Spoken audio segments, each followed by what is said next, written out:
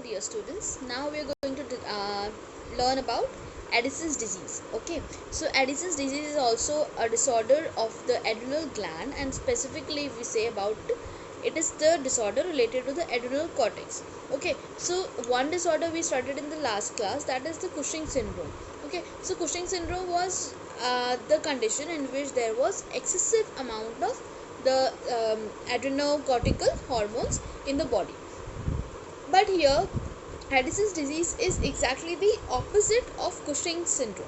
Okay, so over there it was the excess amount of the hormones. Here in Addison's disease, it is the inadequate amount of those hormones. So we are talking about the adrenal cortex, right? So the hormones that are produced by the adrenal cortex, those hormones are not adequately produced in the body, and this condition is called the Addison's disease. Okay, or it is also known as adrenocortical insufficiency. So what happens here is that the adrenal cortex is not able to function properly, and which is why the hormone production is not adequate.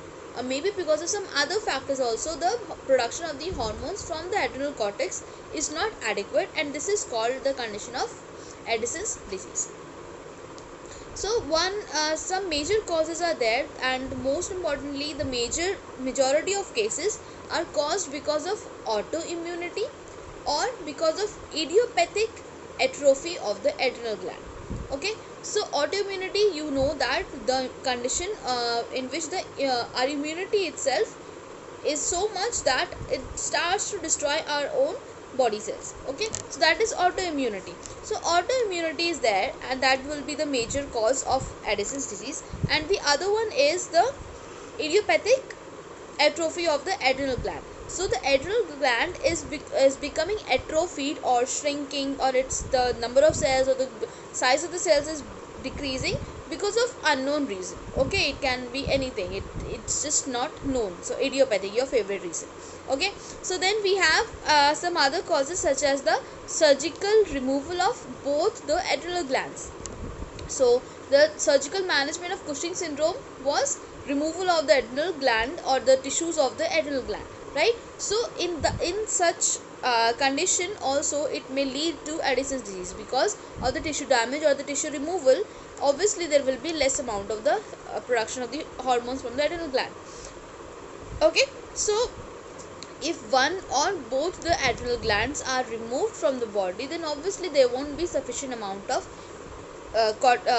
these hormones produced from the adrenal gland. Okay, so this can be some other cause.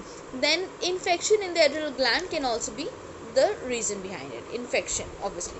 So infection can be if we talk about the infection, there are mainly two infections that are the main cause of problem that leads to Addison's disease. So number one is tuberculosis, and the other one is histoplasmosis. Okay, tuberculosis, all of you know that. Histoplasmosis is the condition that is it is lung infection, and that is the lung fungal infection because of a fungus that is called histoplasma. Okay, so this histoplasma is causing infection in the lung, and this is a fungus. Okay, so this is a lung fungal infection, and these two infections are there that are more common. That is the most common actually in destroying the adrenal gland tissues. Okay, so it is these are the most common infections that may even lead to destruction of the tissue of the adrenal gland. So this is there. Then if it then also, as you know that the only gland that produces a certain hormone is not responsible for the inadequate amount of production of that particular hormone. Okay, it can be some other reason also. So it can be because of the master gland over here. What is a master gland? Pituitary gland. Yes, so pituitary gland, if there is any problem with the pituitary gland, then definitely it can cause a problem of inadequate production of these hormones, right? So here, if the pituitary gland is not working properly, or if it is not able to produce sufficient amount of which hormone? ACTH. Okay, so if it is not able to produce that particular hormone that stimulates the adrenal gland or adrenal cortex to produce these hormones, then definitely there will be problem with this. Okay, there will be inadequate production of these hormones. So this is there.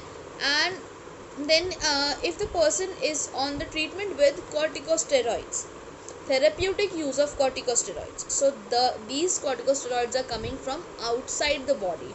Okay, they are coming from outside the body into the body. Okay, so here if the person is on this therapeutic use of the corticosteroids, this is another most common cause of this adrenocortical insufficiency or Addison's disease. So here if suddenly we cease the treatment with this corticosteroid, suddenly if it is stopped, okay, so then the body will not be able to produce or the adequate amount of the corticosteroids hormones, okay, in the body. So this is there because because of that the body's normal response, that when the body has the lack of the hormone, these hormones, then the body, those particular specific glands will produce the hormones, right? But over here what happens here, the body is not able to overcome that deficit. Suddenly the corticosteroids treatment is stopped, okay, so the person is not taking any more corticosteroids. But what happens, suddenly when we stop it, the body is not able to meet the need of the body, because the body is not ready yet. The adrenal gland's normal response is not cannot be activated over here. So this is there. And whenever a patient is having a treatment with corticosteroids, you have to suspect that eventually maybe the patient may go into Addison's disease. So you have to be sure, and you have to assess the patient's condition and the level of the cortisol level in the body. All those things you have to maintain, okay. So these are some causes over here of the Addison's disease. Then what will be the clinical manifestations? So you know the hormones that are produced by adrenal cortex, what are those? Yeah, glucocorticoids, mineralocorticoids, and the androgens. So glucocorticoids responsible for the glucose in the blood. The level of the glucose is maintained by glucocorticoids. Then also in the stress situations, right, and that is there. And then also it is also responsible, the mineralocorticoids are there, so they help in the blood pressure regulation, the sodium potassium level in the body, the fluid and electrolytes. Then some other androgens, okay, so they are responsible for the sexual characteristics in the body. So all these things are regulated by these hormones. But when these hormones are not produced in adequate amount, then definitely there will be some problems related to these things. So what do you think about these clinical manifestations? You can think about it. So I'll tell you what are those characteristics or the clinical manifestations of Addison's disease. So here there can be the muscle weakness, okay, the person will be definitely be having muscle weakness, anorexia, the gastrointestinal symptoms, then fatigue will be there, okay, then emaciation can be there. Emaciation means the person is severely thin, okay, the body, most of the fat or the muscles is wasted, okay, so that is emaciation, extremely thin person. So that can be there. Then dark pigmentation of the mucous membrane and the skin. The mucous membrane and the skin will have dark pigmentation, especially the areas, the knuckles, okay, these knuckles, and then the elbow, then the knees, these things will be having hyperpigmentation. Then other things are there, such as hypotension. So you know why hypotension may happen. Then blood glucose level will be less, okay. Then we have the level of the sodium or potassium. So here sodium will be less in the serum and potassium will be high in the serum. So normally what happens, sodium should be more in amount and potassium should be less in amount in the body, right? So but here, because of this inadequate production of these hormones, that the mineralocorticoids and the glucocorticoids and the androgens, so here what happens, the serum level of the sodium is reduced below normal and the potassium level reaches very high, okay. Then some other symptoms are there, such as the depression, emotional lability. Emotional lability means excessive or exaggerated emotions, okay, so this will be there. Then apathy means no emotion at all, okay, or confusion can be there. So these type of symptoms can be there in approximately 20 to 40% of the patients, okay. And in severe conditions, in severe conditions, since the fluid level is disturbed over here, so in severe conditions the patient may go into severe chronic dehydration. Okay, why? Because the sodium level is disturbed, so the sodium is not enough in the body that will retain the adequate amount of water in the body. So definitely there will be the disturbance of the fluid level also in the body, and then eventually the person will lead into dehydration. Then as the disease progresses and it becomes more severe, so here the Addisonian crisis, this term is there, Addisonian crisis, this condition develops. Okay, so what happens in Addisonian crisis? Let's see.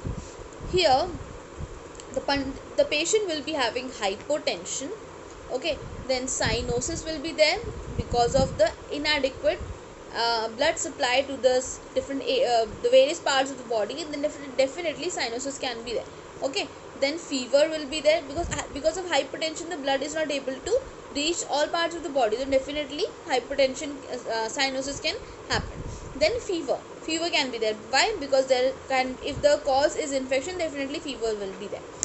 Then nausea, vomiting can also be there. Then nausea, vomiting. Then classic signs of shock. So you know what are the signs of shock, we have studied in the previous classes in the classrooms. Okay, so those signs of shock, you can go to that to those notes, and you can see what are the things that will be there along with shock.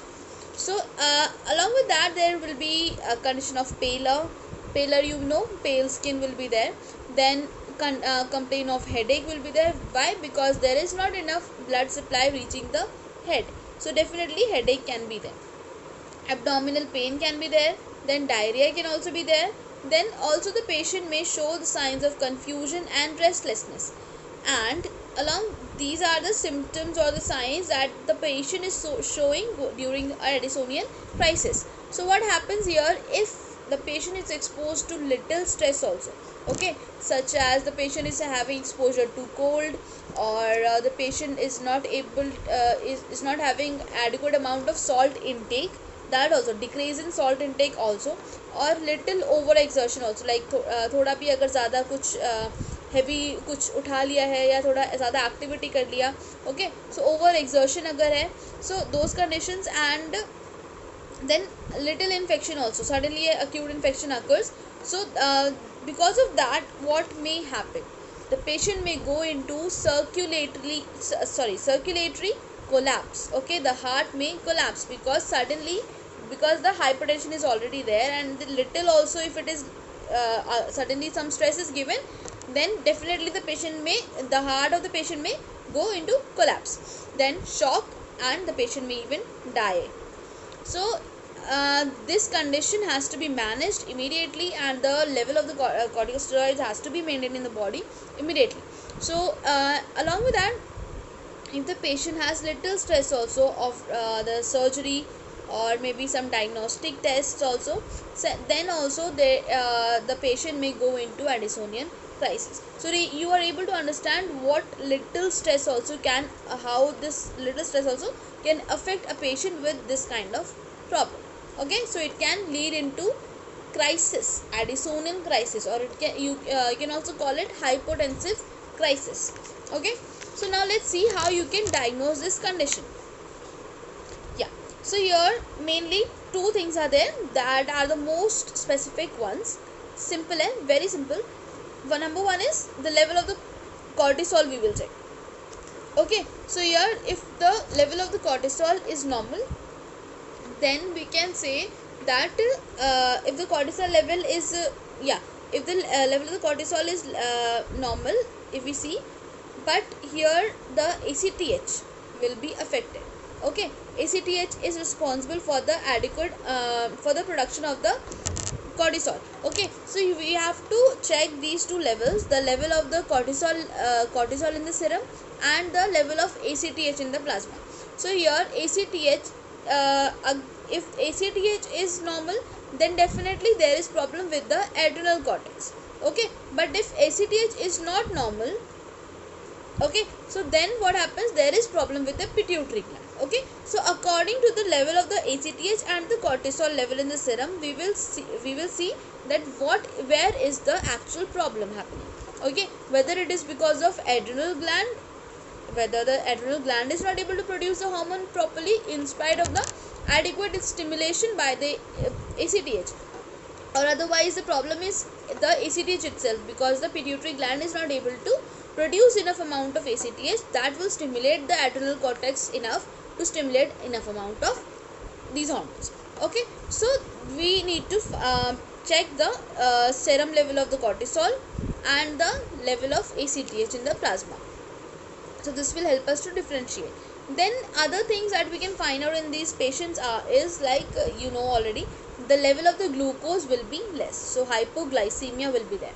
Okay, then hyponatremia will be there, sodium level will be less in the blood.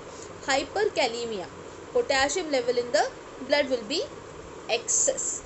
Okay, then because of the infection here, the level of the WBCs, okay, the number of WBCs will be increased, so that is called leukocytosis. Okay, so this condition, these things will be there. So number one, you will see for the serum cortisol level, then plasma ACTH, then you will see for the hypoglycemia, hyponatremia, hyperkalemia, and also for leukocytosis, that is the excessive number of WBCs. Okay, so these are the tests that you can do for checking whether the patient has Addisonian's disorder or Addison's disease. Then how you can manage this condition is very simple. Basically, you need to restore the level of the corticosteroids into the body. So your first thing will be you have to replace the corticosteroids, and also you have to replace the fluid in the body, fluid, sodium, the electrolytes. Then you have to give the corticosteroids. These things are there. So let's see what are the treatment over here. The main thing is we have to maintain the circulation so that the shock is overcome or it is prevented that way. Okay, so we need to focus on the circulation. So we need to restore the blood circulation over here. For that, what all things we'll do, we'll first administer the fluid. Okay, so along with that, what we need to do, corticosteroids will give. Okay, then we need to monitor the vital signs. That is very, very important, right? Because blood pressure is affected, pulse rate is affected, temperature is there. So all the vital signs are affected here, so you need to monitor the vital signs here. Then placing the patient in a recumbent position with the legs elevated.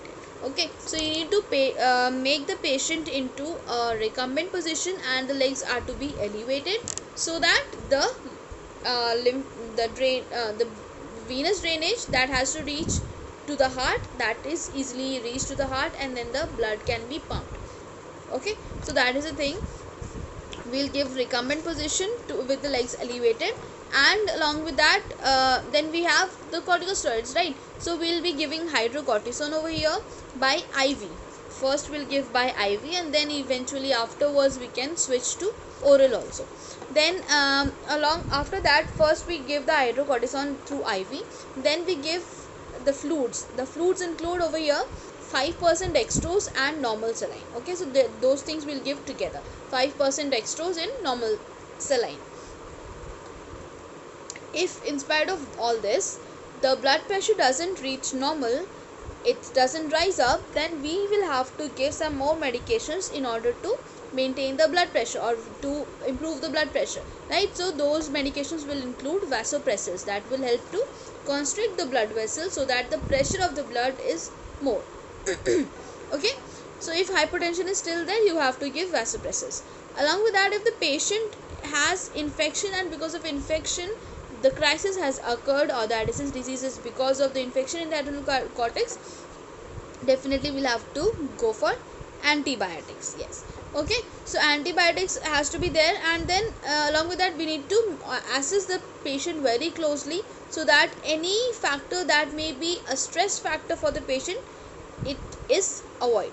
Okay, so you need to assess the patient very closely, and along with that we have to see whether the patient is allowed orally or not, or we have to continue with the IV. So once the patient is allowed orally, then we can start giving oral fluid intake also, and then we can give the fluids through oral also. Okay, then the patient, if the adrenal gland is not still able to function properly, then definitely we'll have to go for lifelong replacement therapy with corticosteroids. Okay, corticosteroids, then mineralocorticoids, so that this insufficiency of these hormones is not recurring. Okay, so we need to give the lifelong replacement of these hormones, mineralocorticoids and corticosteroids. This is there, and then we have to see for the dietary intake also. So in there we will have to make sure that the patient takes adequate amount of salt. Okay, so the diet should include more amount of salt, and sodium intake should be more through diet, and the fluid should also be there more, so that the loss of fluid because of vomiting and diarrhea that happened is restored back. This is there, this is in the medical management. So now let's see what is there in the nursing management. So first of all, assessing the patient. So here you will be assessing for the fluid imbalance here, then monitoring the blood pressure, monitoring, you will also be seeing for the stress level of the patient, then the pulse rate you will see over here. Okay, then you will also see for the blood pressure, right? So mainly you will be focusing on the systolic blood pressure. Okay, then the skin should be assessed, the skin has to be assessed. Okay, so because there was hyperpigmentation, okay, and the shrinking was there, so all these things are there, so you need to assess the skin also. Over here you have to see for the changes in the color of the skin, hyperpigmentation will be seen. Okay, so you have to see whether it is improving or not. Then the turgor of the skin you will see for that also. Then we have then you have to see for the changes in the weight of the patient and the muscle weakness. Okay, then fatigue and any other illness or stress that may be that may lead to the Addisonian crisis. Okay, so you have to monitor for these things, you have to assess these things, and you have to monitor these things. Okay, then we have the other point, that is monitoring and managing Addisonian crisis. So if a patient gets into Addisonian crisis, how are you going to manage that being a nurse? So here what are things you have to see, you have to you have to monitor the patient. You when you are suspecting a patient that may go into such crisis, you have to see that the patient who is at risk of it, you have to monitor that patient for the signs and symptoms that may indicate that the patient is going into Addisonian crisis. Okay, so you can in time control it. So this may include shock, hypotension, so many things are there, rapid weak pulse, then respiratory rate, pallor, extreme weakness, all those things will be there. Then physical and psychological stresses. So physical and psychological stresses means the stress factors can be there. Okay, some things that may physically or psychologically cause some stress to the patient that may lead to Addisonian crisis. Okay, so these can be such as cold exposure, overexertion, infection, and emotional distress, as we discussed in the previously in this class only. So these things have to be monitored and avoided also. Then patient who has entered into Addisonian crisis, so that person will have to go for some serious management, right? So you have to see for the IV administration of the fluid, then glucose through IV, electrolytes, then specially you have to focus on sodium, then replacement of missing steroid hormones. So how will you do that? Using corticosteroids, right?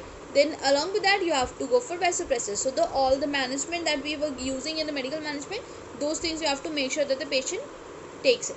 Okay, then you have to make sure that patient's needs, all the patient's needs are met, so that the patient may go back to the pre-crisis state. Okay, so how the patient was before the crisis, you have to make sure that the patient returns to back to that state, right? That is there. Then next is restoring fluid balance. So restoring fluid balance here means that you have to restore the fluid level in the body that is lost. So here you have to encourage the patient to take more food that has more fluids. More fluid intake can be there, like juices and all, etc. You all know that already. Then the patient, you have to encourage and educate the patient to choose some food that has more amount of sodium. Okay, especially when a patient has some GI disturbances, and also when the temperature is very much, not of the patient but I'm talking about the weather. Okay, so in case of very hot temperature, and in case the patient has GI disturbances, the patient has to take food that are rich in sodium. Then you have to educate the patient related to the hormonal replacement, how it goes, and how the patient should not skip the doses of it, and how the doses are to be maintained, and the patient has to take the medication in time, and all those things, you know that. Okay, so then next is improving activity intolerance. So here you have to make sure that the patient is very weak, right? You have to make sure that the patient avoids unnecessary activities, and along with that you have to explain why you need to explain to the patient why you are asking the patient to not to unnecessarily spend his energy into anything. Okay, so explain the rationally behind it, why you need to minimize the stress. Okay, and also so that the stress is avoided, and you can gradually increase the activity, because you cannot completely restrict the activity, otherwise the patient will become inactive completely. So you have to gradually increase the activity, not suddenly. Then you have promoting home and community based care. So over here you will have to educate the patient related to the lifelong replacement of the corticosteroids in case. Okay, so if the patient is going to have lifelong replacement of corticosteroids, you have to educate how the patient will have to manage with it. Okay, and why it is important, that patient should know. Okay, then we have yes, then yeah, they will have to keep some emergency kit that has corticosteroid injections. If in case the patient has insufficiency of corticosteroids, then definitely you will have to ask the patient to have the emergency kit ready, so that anyone in the home or they themselves can use that for themselves. So there will be some pre-filled syringes that may have corticosteroids in them, that can be 100 mg. Yeah, so 100 mg vials of corticosteroids can be there with the patient. So these things can be there, or hydrocortisone can be 100 mg vial, and dexamethasone 4 mg. Okay, so these things will be there that the patient may use in time of crisis, if suddenly at home this happens. Then you have to give verbal and written instructions about how to use the injection. You can't just verbally explain the patient and leave off. Okay, they may forget. Okay, the family member also may forget how to use that injection, right? So you have to specifically explain the things, and also you have to write it how they are supposed to take that injection. Okay, and here in case the patient has this condition of crisis, then you have to explain that the entire dose of 100 mg hydrocortisone, or not and or 4 mg of dexamethasone is to be administered. Either they can use the 100 mg hydrocortisone, or they can use 4 mg of dexamethasone completely, they will use it. And then they have to immediately consult a doctor. Okay, so medical attention has to be sought immediately. Okay, they have to consult a doctor immediately after they take the drug, so that at least some steroid level goes into the body. Okay, so these are the things that a patient and the caregivers or the family members in related to the patient with Addison's disease should know about these things. Then continuing care. So here after the patient is discharged from the hospital also, then also you have to make sure that the patient is taking care of himself or not, whether the patient is staying well or not. So for that you might have to refer the patient for home care. Okay, so there home care nurse will be there who will be taking care of the patient at home. So here that particular nurse who is giving the home care, they will be that nurse will be assessing for the patient's recovery and monitoring the patient's hormone replacement, whether the hormones level is replaced properly or not. Okay, then the patient's knowledge and the family's knowledge, that also will be assessed, and the patient nurse will be educating them about all those things related, and then also follow-up visits will be maintained. Okay, so the nurse can regularly go for follow-up visits and see whether the patient is keeping well or not. So and also the patient may be encouraged for health promotional activities and health screening, so that any abnormalities occurring, then we can manage that. Okay, so this is about this Addison's disease, and in the next class we will be studying about some other disorder that is related to adrenal gland. That is we'll be discussing about that in the next class. Okay, so I want you all to get ready with these notes and keep these notes with you, and I may ask you anytime for these notes, so you will have to send it to me. So make sure that you have all your notes with you. Okay, so thank you everyone, take care.